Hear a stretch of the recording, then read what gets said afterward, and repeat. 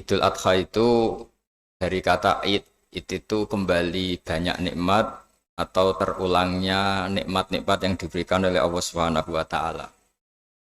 Kemudian Al-Adha ini banyak yang mengatakan terkait dengan ibadah penyembelihan kurban disebut Idul Adha atau Idul Kurban. Saya cerita sedikit tentang sejarah Idul Adha. Dulu ada seorang malaikat yang menjelma sebagai manusia dan beliau ini komunikasi dengan Nabi Ibrahim. Sebelum saya cerita jauh, saya katakan juga saya ingatkan lagi bahwa cara berpikir kita sebagai mukmin itu harus berpikir awal al-khilqah. Awal kita dijadikan oleh Allah Ta'ala, yaitu Nabi Adam materinya dari tanah, nyatanya bisa jadi Nabi Adam. Kita dari sperma, nyatanya bisa jadi manusia. Dengan konstruksi yang sempurna. Dengan cara seperti ini, nanti bayangkan kekuasaan Allah yang tidak terbatas menjadi mudah. Saya teruskan, si malaikat tadi tanya ke Nabi Ibrahim, saya minta kambing kamu. Oh ya silahkan. Asal kamu melantunkan kalimat tasbih, terus dibaca tasbih, indah sekali, merdu, terus bisa minta tambahan kambing, ya. Sampai beberapa kali. Demi Allah, ini baru kambing, baru hewan. Andaikan anak saya pun, kalau demi Allah saya kurbankan. Singkat cerita, versi riwayat ini, suatu saat Nabi Ibrahim diuji dengan dimintanya anak untuk dikurbankan. Ketika beliau atas nama seorang bapak agak keberatan, terus diingatkan ulang oleh Allah Ta'ala, janji beliau demi Allah, anak pun saya kurbankan. Walhasil akhirnya beliau melakukan itu. Dan karena Allah hanya menguji, tidak niat betulan supaya anak itu disembelih, akhirnya diganti oleh kambing. Jadilah tradisi kurban itu pakai kambing. Kemudian secara fikih ada padanan-padanan yang cukup menggantikan kambing, yaitu ada sapi, ada unta, dan seterusnya, dan seterusnya. Yang menarik dari sekian referensi yang saya baca, dan ini harus disosialisasikan lah. Sebagian versi itu adalah bahwa Nabi Ibrahim ketika diangkat di alam malakut, di alam langit sana, itu ketemu Allah, kemudian Allah tanya, Ibrahim, banyak hamba-hambaku yang durhaka, tidak tahu saya sebagai Tuhannya. Terus kata Ibrahim, usul ya Fa'amidhum, bunuh saja ya Allah. Setelah itu tanya lagi, ada yang pezina, ada yang koruptor, ada yang pokoknya dosa-dosa yang buruk sekali. Dan di semua itu Nabi Ibrahim usul, mereka hidup di bumi engkau ya Allah, makan rezekimu ya Allah, maka mereka enggak sopan sekali, enggak ngerti engkau. Terus singkat cerita minta itu diadab, siksa. Suatu saat versi referensi ini di kitab Hikam, kalau di kitab saya halaman 15 juz 2, suatu saat Nabi Ibrahim itu diminta sama Allah menyembelih Ismail. Kita ini penting sekali. Setelah disuruh menyembelih Ismail, Nabi Ibrahim komplain. Ya Allah, ini anak saya, samratu fuadi, buah hati saya, kenapa engkau seenaknya minta saya sembelih? Enggak bisa ya Allah, ini samratu fuadi, buah hati saya. Terus kata Allah, orang-orang yang durhaka yang kamu usulkan supaya saya bunuh itu hamba saya menciptakan mereka, dan saya mencintai mereka, karena itu ciptaan saya. Anda enak saja usul saya matikan, saya bunuh. Sekarang ketika Anda usul, saya tidak mikir. Kenapa ketika saya usul kamu mikir? Terus akhirnya Nabi Ibrahim mau oke ya Allah. Setelah itu terus semenjak itu Nabi Ibrahim itu begitu sayang sama hamba-hambanya Allah. Sehingga dari cerita yang paling masyhur, ketika Abu Bakar As-Siddiq begitu lemah lembut sama hamba-hamba Allah yang lain, Nabi Muhammad mensepadankan dalam hal ini sama Nabi Ibrahim, hati kamu sehalus Ibrahim. Yaitu Nabi Ibrahim, beliau akhir-akhir punya komitmen, faman tabi'ani fa innahu minni wa man asani fa innaka ghafurur rahim. Ya Allah, orang yang ikut sunnahku maka jelas bagian dari saya. Dan yang sedang durhaka, waman asoni, saya harapkan fa innaka ghafurur rahim. Engkau Maha Pengampun, Maha Penyayang. Semenjak itu menjadi sunnatan mutaba'ah bahwa agama ini agama rahmatan lil alamin, bahwa melihat kemungkaran, melihat kebodohan, ketimpangan, itu komitmen kita ini membenahin, bukan menghabisin. Melihat kesalahan, komitmen kita ini in uridu ilal islaha mastata'tu. Komitmen kita ini ingin lebih baik, bukan mengacaukan dunia ini. Semenjak itu terus syariat-syariat Islam disebut anit tabi millata Ibrahim Hanifah, bahwa kita mengikuti millahnya Ibrahim. Sebab itu kemudian setelah ini menjadi sunnatan mutaba'ah, bahkan banyak ulama yang berpendapat ketika Rasulullah SAW Mi'raj, itu dari sekian Nabi Ulul Azmi yang enggak ketemu itu Nabi Nuh. Nabi Nuh alaihissalam, padahal termasuk Nabi Ulul Azmi. Itu banyak yang menganalisis karena Nabi Nuh itu pernah berdoa, Rabbi la tadhar alal ardi minal kafirina dayaro. Nabi Nuh adalah Nabi yang pernah cara Jawa maksudno kaumnya, mendoakan buruk sama kaumnya. Dan itu tidak manhaj, tidak metode yang Nabi Muhammad disuruh ikut metode itu. Tapi Nabi disuruh ikut manhaj atau pola sosiologi, pola dakwah atau pola sosial yang harus mengikuti Nabi Ibrahim anit tabi millata Ibrahim Hanifah. Nabi Ibrahim itu orang yang sangat lemah lembut, yang ngendikan faman tabi'ani fa innahu minni wa man asani fa innaka ghafurur rahim. Sebab itu teman-teman yang di Kanada, yang di mana-mana, kita ngikuti status ilmu hakikat. Di ilmu manusia, negara ini milik Kanada, milik Amerika, milik Eropa misalnya, atau milik mana sajalah. Tapi di status ilmu hakikat, semua itu milik Allah. Sehingga di antara ciri khas Islam adalah kalau dulu agama-agama lain harus salat di tempat peribadatan mereka. Islam mengatakan ju'ilat lanal ardu kulluha masjidan. Semua bumi Allah itu masjid tempat sujud. Sehingga orang Islam fa'enama adrokatu sholat, kamu kapan saja ketemu waktu sholat, ya sholat. Semua bumi Allah itu tempat sujud.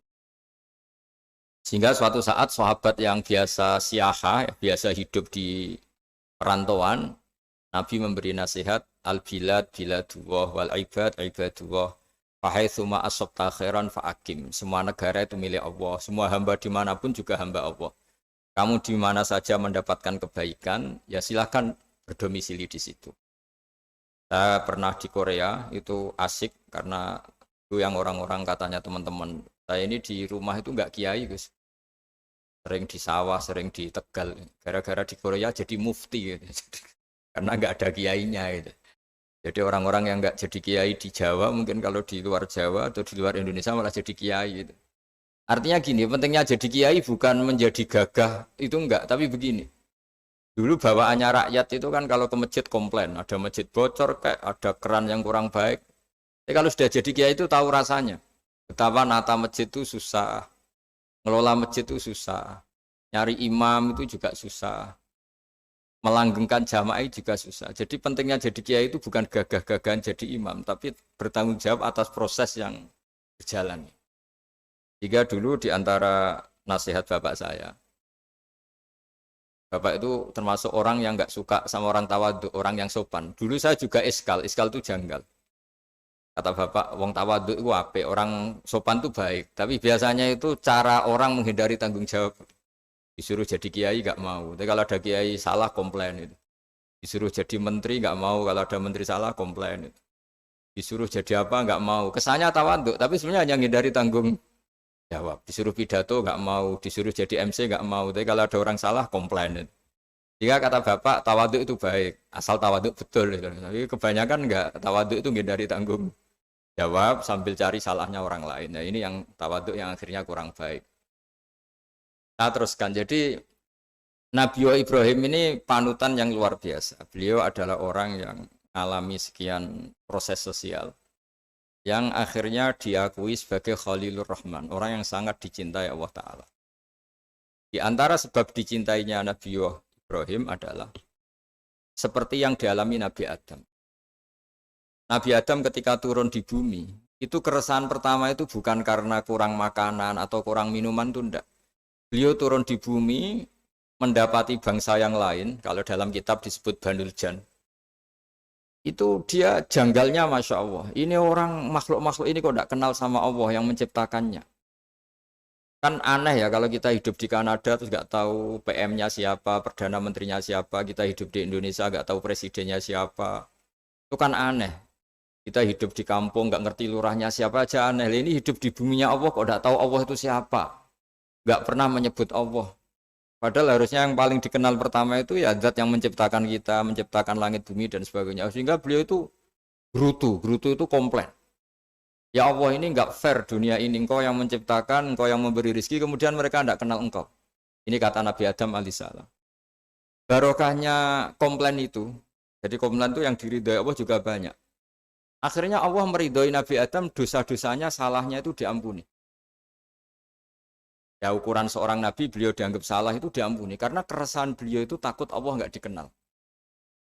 Nah, masjid yang di Kanada, di Montreal juga ketakutan kita ini jangan sampai orang Islam tidak punya tempat ibadah. Meskipun setelah punya tempat ibadah, ketakutan kita jangan-jangan ibadahnya tidak sesuai sunnah Rasul. Setelah sesuai sunnah Rasul kita takut lagi, jangan-jangan memaksa sesuai tapi karena ingin benar. Dan setelah ingin benar, takutnya secara tasawuf ngimani kebenaran itu. Bukan ngimani rahmatnya Allah, tapi ngimani kebenaran itu. Akhirnya jadi ujub.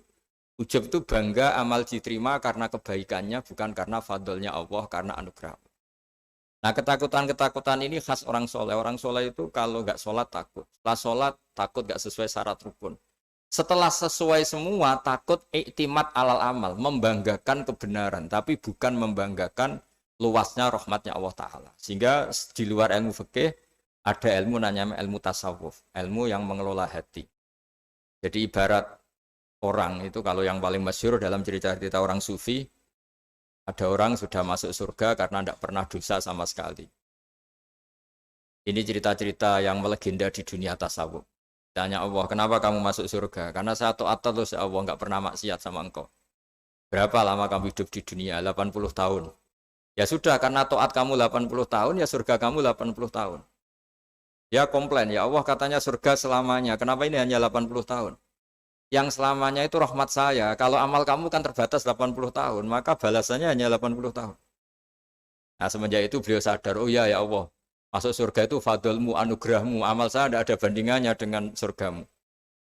Nah ini jadi sehingga keyakinan ahli sunnah wal jamaah diantara ciri khasnya adalah masuk surga itu karena fadlnya Allah, karena anugerahnya Allah. Maksudnya itu oke kita amal, tapi amal kita tetap terbatas. Tidak memberi kontribusi pada kerajaan Allah, pada kedikjayaan Allah sebagai Tuhan. Yang tidak terbatas adalah fadlnya Allah Subhanahu wa Ta'ala. Nah, keresahan-keresahan ini kemudian yang diwariskan oleh para nabi ke ulama-ulama. Keresahannya ulama itu mirip-mirip keresahan nabi. Nabi dulu itu sampai dakwah, sampai sosialisasi kebenaran itu takut Allah itu la yuzkaru fi mulki. Allah tidak disebut, tidak menjadi aktor. Kan tidak fair kita misalnya nempat di negara orang terus nggak tahu duta besarnya siapa, terus kalau ngurus paspor di mana, ngurus visa di mana. Ini sama, kita hambanya Allah tapi nggak pernah ngurus status kehambaannya. Harusnya kita ngurus status kehambaan kita dengan sholat, berarti kehambaan kita hidup.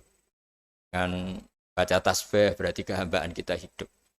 Makanya dalam sebuah ayat disebutkan masuk surga itu gampang, yang susah itu kamu masuk status kehambaan itu. Makanya disebut ya aja Tuhan nafsul mutmainnah irji'i ila rabbiki radiyatan mardiyah. Pertama apa? Fadkhuli fi ibadi. Kamu harus masuk status sebagai hambaku dulu. Baru wadkhuli jannati, baru kamu baru masuk surga. Jadi orang boleh nikmati fasilitas negara lain kalau visa paspornya disahkan. Orang boleh masuk surga kalau status kehambaannya disahkan oleh Allah Subhanahu wa Ta'ala.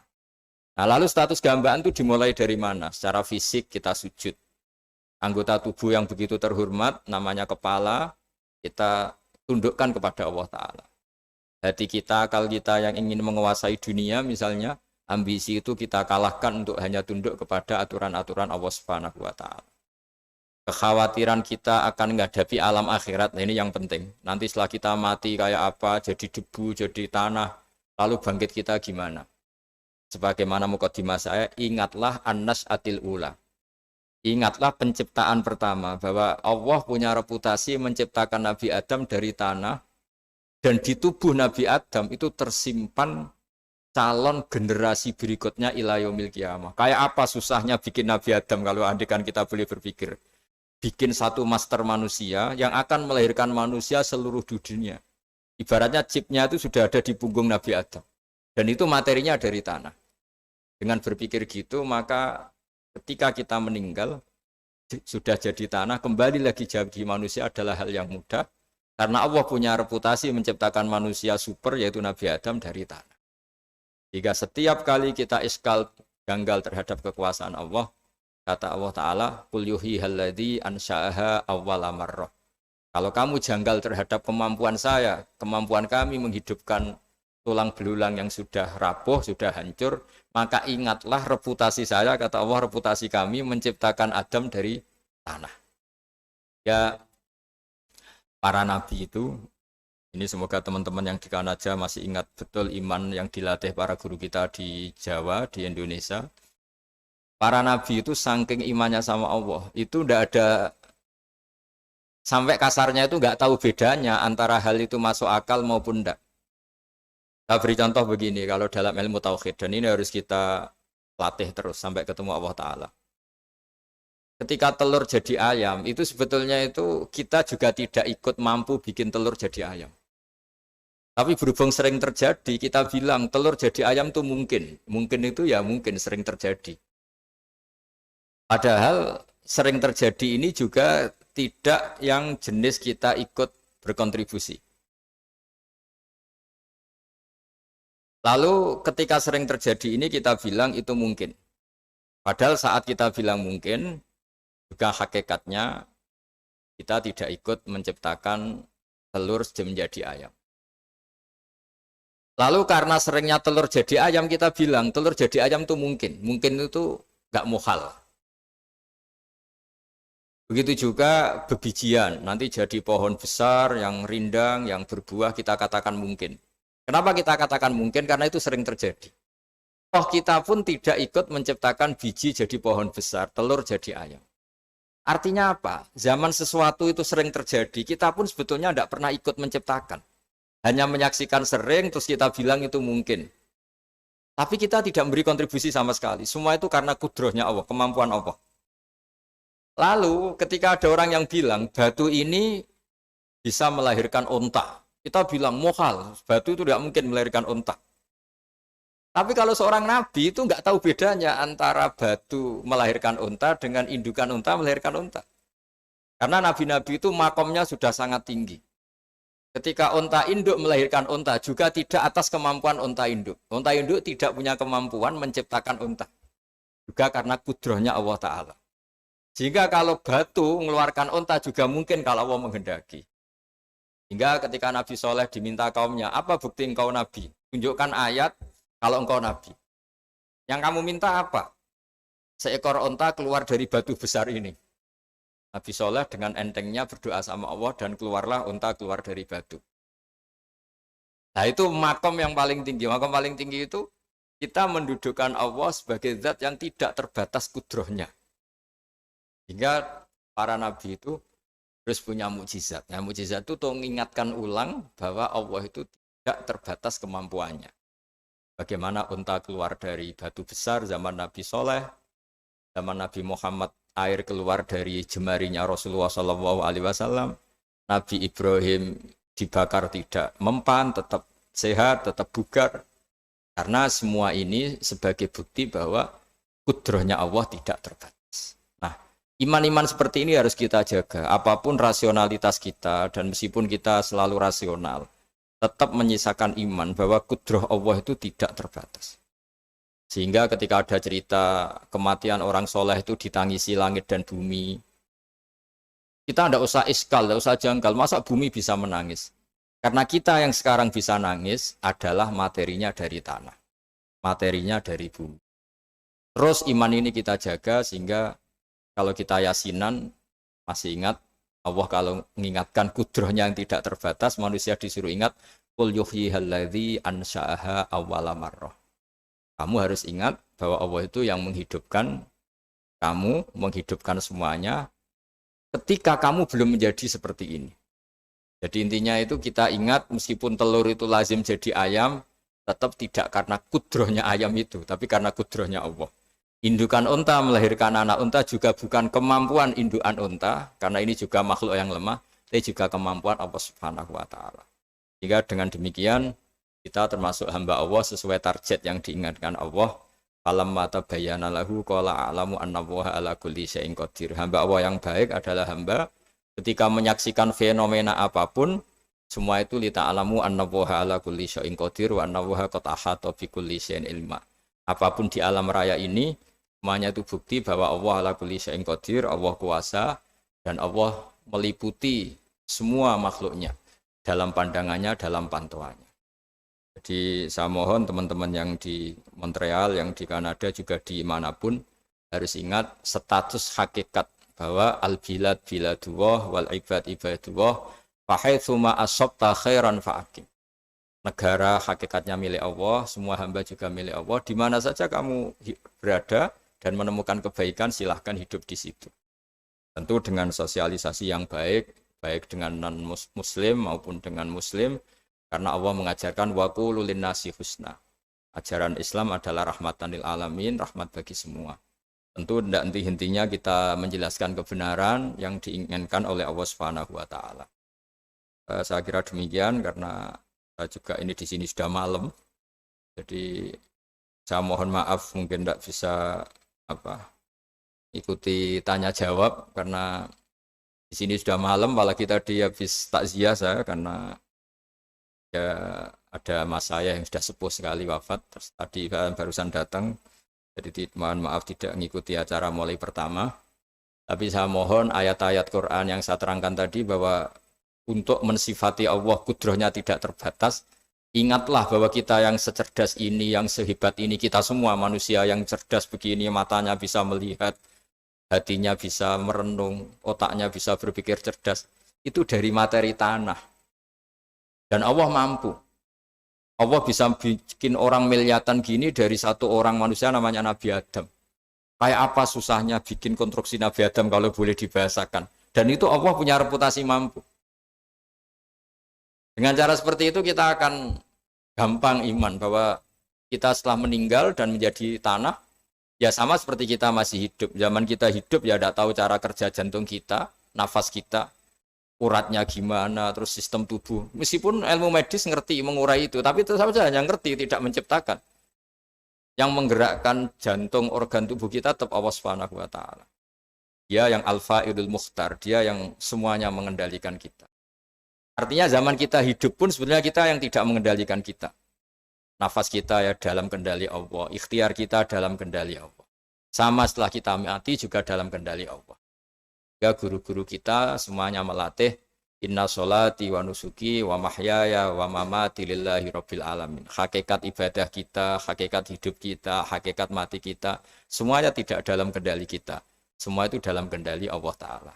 Dengan demikian terus kita insya Allah ingin jadi hambanya dulu. Baru setelah jadi hambanya, baru sah menjadi ahli penghuni surganya.